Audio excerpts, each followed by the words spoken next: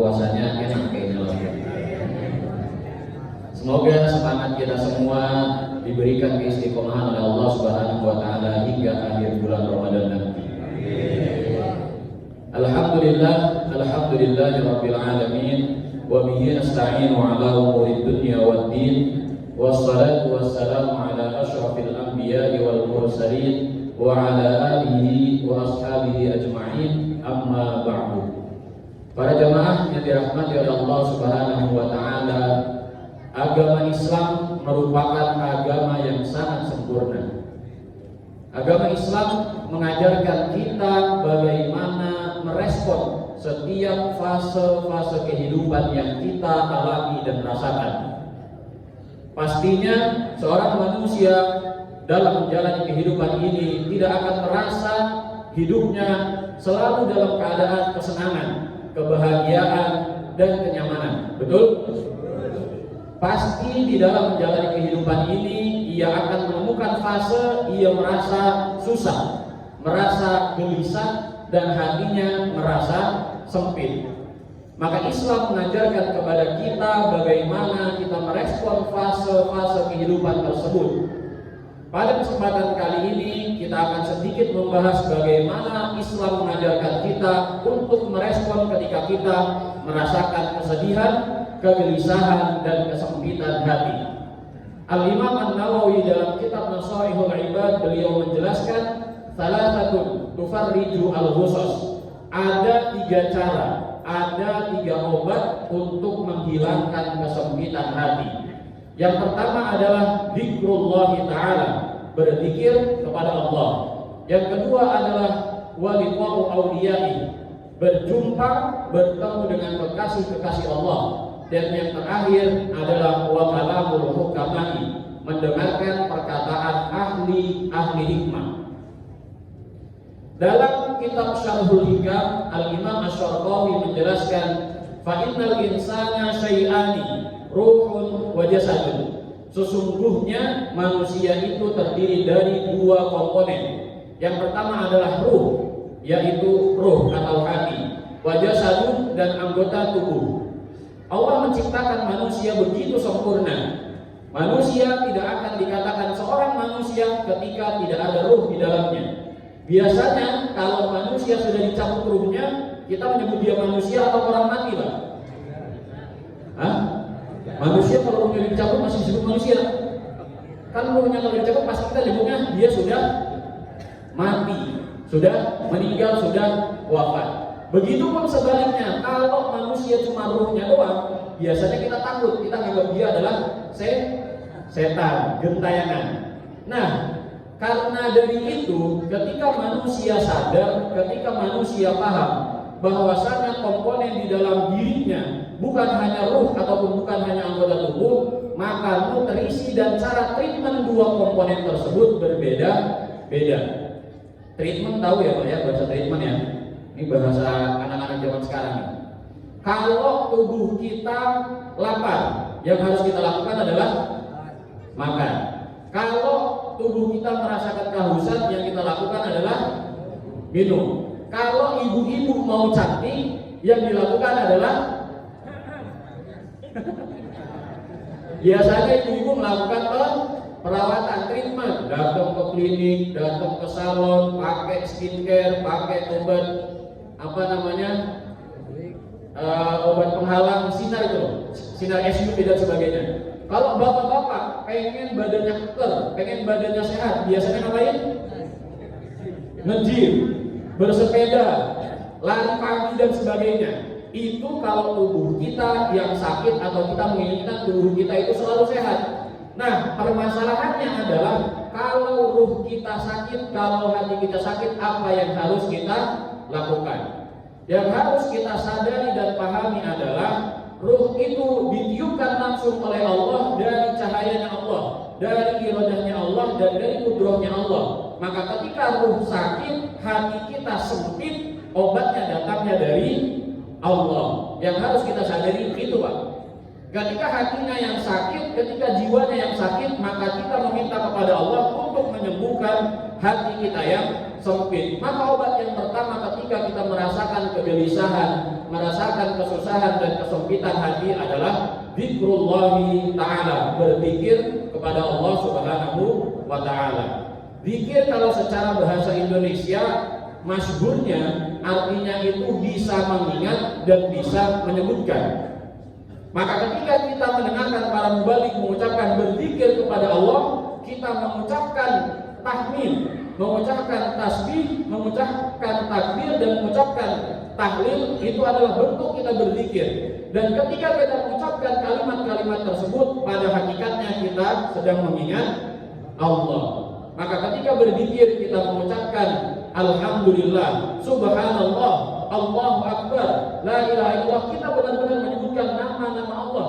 Dan di saat itu pula kita juga mengingat Allah. Masalahnya kadang kita cuma menyebut tapi kita tidak benar-benar mengingat Allah, cuma sekedar melafazkan di dalam ucapan, tidak meresap di dalam hati. Maka sebenarnya ketika kita meresapi dan memaknai apa yang kita ucapkan dari kalimat-kalimat zikir, Allah Subhanahu wa ta'ala menjamin kepada umatnya, kepada hambanya, ala bidzikrillahi tatmainnul qulub. Ingatlah wahai manusia, dengan berzikir kepadaku, dengan berzikir kepada Allah, hati kamu sekalian akan merasa ketenangan. Lalu amalan pertama yang bisa kita lakukan berzikir kepada Allah dengan mengucapkan kalimat la ilaha illallah, dengan mengucapkan kalimat tahlil. Sahabat Abu Dzar Al-Ghifari pernah meminta wasiat kepada Rasulullah, ya Rasulullah, ausini, wahai Rasulullah, berikanlah wasiat kepadaku. Kemudian Rasulullah menjawab, idza amilta sayyi'atan fa'mal hasanatan fa innaha bi asyri amsalha.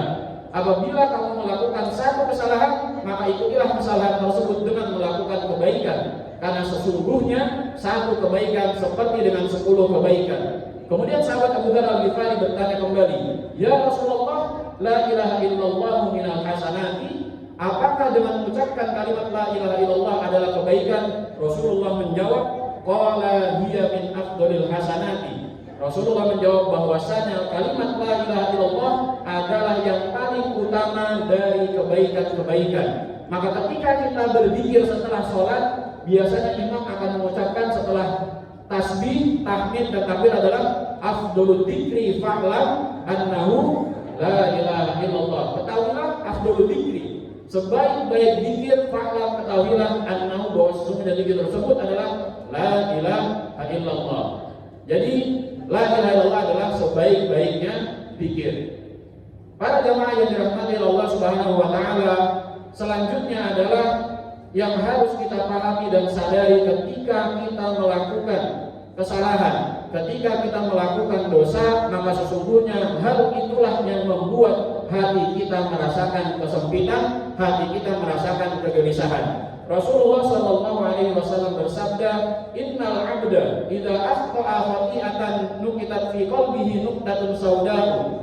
Ketika ada seorang hamba melakukan satu kesalahan, maka akan dititik hitamkan hatinya dengan satu titik hitam. Jadi ketika ada seorang hamba melakukan satu kesalahan, 2 kesalahan, 3 kesalahan dan 4 kesalahan dan seterusnya, dan dia tidak meminta ampun kepada Allah, maka niscaya hatinya akan merasakan yang namanya kegelapan dan hitamnya memenuhi hati tersebut. Maka sudah tidak disangkal lagi ketika hati sudah semakin hitam, semakin gelap, tidak bisa masuklah ke dalam hati tersebut cahaya-cahaya hikmahnya Allah Subhanahu wa ta'ala. Akan tetapi Rasulullah melanjutkan, fa idza huwa naza'a wastaghfara wa taba fuqila qalbuhu. Namun apabila seorang hamba meninggalkan kesalahan tersebut lalu meminta ampun kepada Allah dan kemudian ia bertaubat, maka hatinya akan dibersihkan. Maka amalan yang kedua dalam berzikir kepada Allah yang pertama adalah meminta ampun kepada Allah dengan mengucapkan kalimat istighfar, astaghfirullahaladzim. Lalu obat yang kedua adalah waliqa'u awliyaih, bertemu, berjumpa dan duduk di majelisnya kekasih-kekasih Allah. Siapakah mereka kekasih-kekasih Allah? Al-Imam An-Nawawi menjelaskan, waliqa'u awliyaih minal ulama'i wassalihin. bertemu, berjumpa dan duduk di majelisnya para kekasih-kekasih Allah dari para ulama dan orang-orang soleh. Siapakah para ulama itu? Allah Subhanahu wa taala berfirman, "Innama yakhsyallaha min ibadihil ulama." Sesungguhnya di antara hamba-hambaku yang senantiasa takut kepada Allah adalah mereka para ulama. Dalam hal ini Ibnu Abbas mengatakan, "Al-alimu birrahmani man lam yusyrik bihi syai'a." Orang yang berilmu, orang yang makrifat kepada Allah adalah mereka yang tidak menyekutukan Allah. Wa ahalla halalahu wa harrama haramah. Dan menghalalkan apa yang dihalalkan dan mengharamkan apa yang diharamkan. Wa hafidha wasiyatahu, dan menjaga wasiatnya Allah, menjaga tegaknya agama Allah. Wa ayqana annahu mulaqihi wa muhasabun alaihi, dan ia yakin bahwa ia akan bertemu dengan Allah dan seluruh amal-amalnya akan dihisab oleh Allah Subhanahu wa taala. Maka fadilah dan anugerah yang Allah berikan kepada mereka yang duduk dan bertemu di majelisnya para ulama, mereka akan diberikan madama jalisan indah kana mahbusan 'anil dunubi wal khatab. Selama mereka duduk bersama dengan para ulama di majelisnya para ulama, mereka akan tercegah dari kesalahan dan dosa. Karena memang ketika duduk dengan para ulama, yang kita lakukan adalah mendengarkan, memperhatikan apa yang dikatakan oleh para ulama, sehingga benar-benar kita itu merasa nyaman, merasa tenang, sehingga saking khusyuknya biasanya doanya adalah bismika Allahumma ahya wa bismika amun. Biasanya saking khusyuknya gitu. Nah, selanjutnya apa fadilahnya yang lain? Tahuful malaikatu bi ajnatiha ridon bima yasna. Sesungguhnya kita ketika duduk dengan para ulama tidak duduk di atas karpet-karpet yang disediakan masjid ini, akan tetapi kita duduk di sayapnya para malaikat, karena malaikat membentangkan sayap-sayap mereka. Dan obat yang terakhir adalah wakalamul hukamai, mendengarkan kalam para ahli hikmah, mendengarkan nasihat para ahli hikmah. Kalam apa yang harus kita dengarkan? Alladzi yadullu ala khairai ad-dunya wal akhirah. Yang harus kita dengarkan dan yang harus kita ambil manfaat dari para ahli hikmah adalah perkataan yang menunjukkan kepada dua kebaikan, kebaikan di dunia dan kebaikan di akhirat. Maka Rasulullah SAW pernah bersabda, ketika ada seorang manusia, dia tidak pernah datang dan duduk di majelisnya para ulama selama 40 hari, maka hatinya akan menjadi keras. Ketika hatinya keras, maka ia akan berani untuk melakukan dosa-dosa besar, sehingga banyaklah dosa yang ia lakukan dan amalnya lebih banyak dosa dibandingkan kebaikannya. Maka dari itu Rasulullah pun pernah bersabda, "Alaikum bimujalasatil ulama'i, fa inna Allah ta'ala yuhyil qalbal mayyita binuril hikmah." Hendaklah kamu duduk bersama para ulama, wasmimai kalamil hukama, dan mendengarkan para ahli hikmah, karena sesungguhnya Allah akan menghidupkan hati yang mati dengan cahaya kehikmahan. Kama yuhyil ardal mayyitata bima'il matar. Sebagaimana Allah menghidupkan bumi yang mati, bumi yang tandus dengan air hujan. Semoga Allah Subhanahu wa taala membimbing kita agar menjadi hamba-Nya yang selalu ingat kepada Allah, yang selalu berzikir kepadanya ketika kita merasakan kesulitan, merasakan kegelisahan hati, dan dibimbing oleh Allah Subhanahu wa taala agar ingin selalu senantiasa hadir dan duduk di majelisnya para ulama dan mendengarkan perkataan-perkataan dari para ulama. Wallahu a'lam bishawab. Mohon maaf atas segala hal yang kurang berkenan. Wassalamualaikum warahmatullahi wabarakatuh.